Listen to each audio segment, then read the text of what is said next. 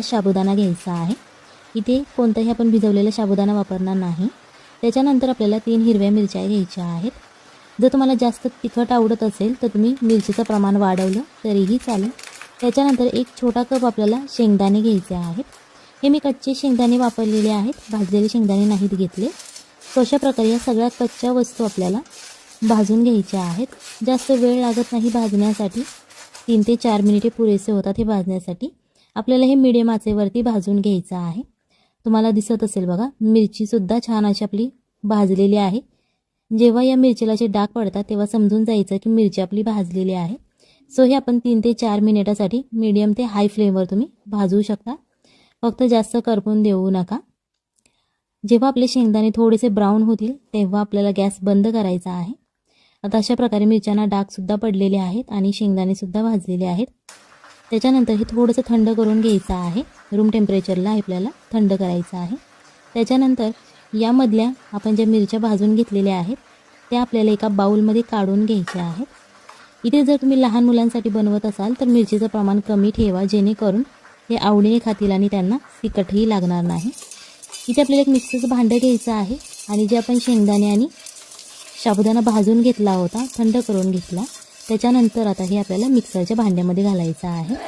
जर तुमच्याकडे मिक्सरचं मोठं भांडं असेल तर तुम्ही सगळं एकदम बारीक करू शकता आणि जर छोटं भांडं असेल तर तुम्हाला थोडं थोडं करून ते बारीक करावं लागेल। अशा प्रकारे आता ही मी पावडर याची बनवून घेतलेली आहे। जर तुम्ही थोडंसं जाडसर बनवलं तरीही चालेल, काहीच प्रॉब्लेम नाही। आता ही जी आपण पावडर तयार केलेली आहे ती एक आपल्याला बाउलमध्ये काढून घ्यायची आहे। ही रेसिपी करायला सोपी आहे, घरच्या साहित्यात होणारी आहे आणि नवरात्रीला उपवास असतात, खिचडी खाऊन आपल्याला कंटाळा आलेला असतो तेव्हा ही रेसिपी आपण बनवू शकतो। त्याच्यानंतर आपल्याला ते परत एकदम मिक्सरचं भांडं घ्यायचं आहे आणि ते बटाटा घ्यायचा आहे। बारीक चिरून घेऊ शकता किंवा मोठा जाडसर असा चिरून घेतला तरीही चालेल। मग अशी ज्या आपण अशा प्रकारे तोडून घालायच्या आहेत। त्याच्यानंतर चवीप्रमाणे मीठ घालायचं आहे। इथे तुम्हाला बटाट्याच्या आणि मिरचीच्या चवीप्रमाणेच मीठ घालायचं आहे।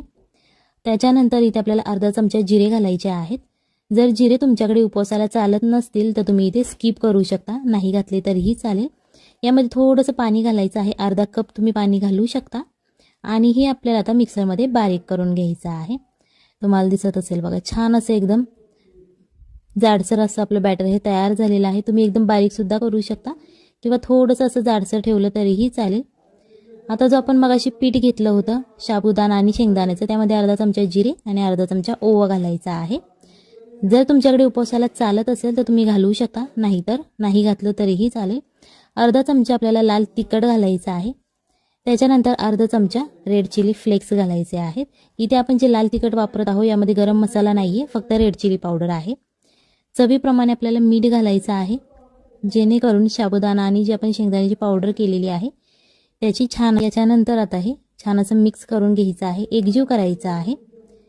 आता यामध्ये पाण्याचं प्रमाण तुम्हाला लक्षात ठेवायची गरज नाही आहे, जास्त काही अवघड रेसिपी नाही ही। पाणी तुम्ही मोजून नाही घातलं तरीही चालेल, फक्त हे पीठ आपल्याला असं घट्ट असं मळून घ्यायचं आहे, एक बॅटर प्रमाणे तयार करायचं आहे। सो त्याच्यासाठी लागेल तेवढं तुम्हाला पाणी यामध्ये तुम्ही घालवू शकता आणि पाण्याची क्वांटिटी कमी जास्त होऊ शकते, तुमच्या साबुदाण्यावरती डिपेंड आहे। जर तुम्ही बारीक घेतला असेल तर पाणी कमी लागेल, जर तुम्ही जाडसर साबुदाणा घेतला असेल तर पाणी तुम्हाला जास्त लागेल। सो इथे पाण्याची क्वांटिटी लक्षात ठेवण्याची गरज नाही, फक्त अशा प्रकारे बॅटर तुम्हाला तयार करून घ्यायचं आहे। तुम्हाला दिसत असेल बघा, अशा प्रकारे मी थोडंसं, आपल्याला थोडीशी कोथिंबीर घालायची आहे बारीक चिरलेली। जर तुम्ही उपवासाला बनवत असाल आणि कोथिंबीर नसेल चालत तर तुम्ही ही सुद्धा स्किप करू शकता। आणि जर तुम्ही ही रेसिपी उपवासाला नसेल बनवत, असाच नाश्ता करण्यासाठी बनवत असाल तर तुम्ही यामध्ये कोथिंबीर घालू शकता, कारण कोथिंबीरची चव खूप छान लागते। आता ही कोथिंबीर घालून झाल्यानंतर थोडंसं मिक्स करायचं आहे आणि याच्यानंतर तुम्ही खूप घाईत असाल तर 5 मिनिटे ठेवलं तरीही चालेल। अशा प्रकारे आता जे आपण पाणी घातलेलं होतं हे या सगळ्या साबुदाण्याने शोषून घेतलेलं आहे। सो बॅटर हे एकदम कोरडं असं तयार झालेलं आहे। त्याच्यानंतर आपण जी मगाची पेस्ट तयार करून घेतली होती बटाटा आणि मिरचीची, ती पेस्ट आपल्याला याच्यामध्ये घालून घ्यायची आहे।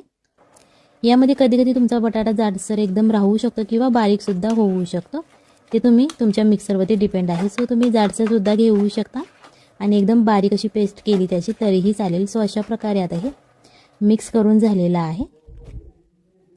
याच्यानंतर आपल्याला 1 वाटी दही घ्यायचं आहे तुमच्या घरात जे अवेलेबल आहे दही तुम्ही ते घेऊ शकता किंवा बाजारातून विकत आणलं तरीही चालेल. त्याच्यानंतर चवीप्रमाणे मीठ घालायचं आणि हे दही थोडंसं आपल्याला फोडून घ्यायचं आहे, जेणेकरून यामध्ये गाठी राहणार नाहीत. अशा प्रकारे आपल्याला हे दही करून घ्यायचं आहे. जर तुमच्याकडे बीटर असेल तुम्ही त्या बीटरने सुद्धा हे बीट केलं, फेटलं थोडंसं तरीही चालेल किंवा असं चमच्याच्या मदतीने फेटलं तरीही चालेल. त्याच्यानंतर आता इथे आपल्याला 1 चमचा तेल घ्यायचं आहे. अर्धा चमचा जिरे घालायचे आहेत फोडणीसाठी आपल्याला. आता हे आपले जिरे घालून झालेले आहे, थोडेसे तडतडून द्यायचे. त्याच्यानंतर कढीपत्ता घालायचा आहे. इथे तुम्ही वाळका कढीपत्तासुद्धा वापरू शकता. जर तुमच्याकडे अवेलेबल नसेल ताजा कढीपत्ता तर तुम्ही तेलामध्ये फ्राय होऊन द्यायचं आहे, जेणेकरून ते आपण मगाशी दही फेटून ठेवलं होतं त्या दह्यामध्येच आपल्याला ही फोडणी घालायची आहे आणि छान अशी थोडीशी तडतडून द्यायची, जेणेकरून दह्यालाही याची खूप छान अशी टेस्ट येते.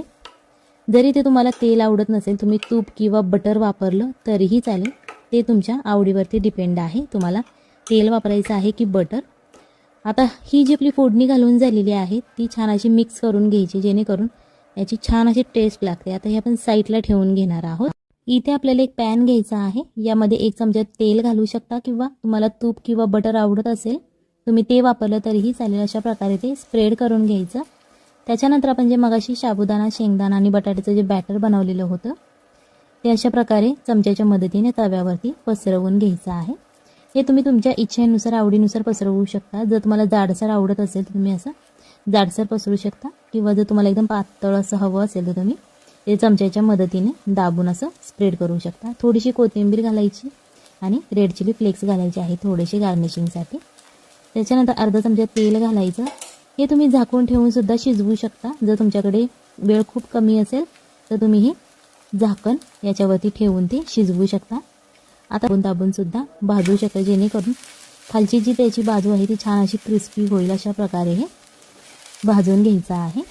आता आपण हे पलटी केलेलं आहे आणि हे दुसऱ्या बाजूनेही आपल्याला थोडंसं तेल घालून क्रिस्पी असं फ्राय करून घ्यायचं आहे.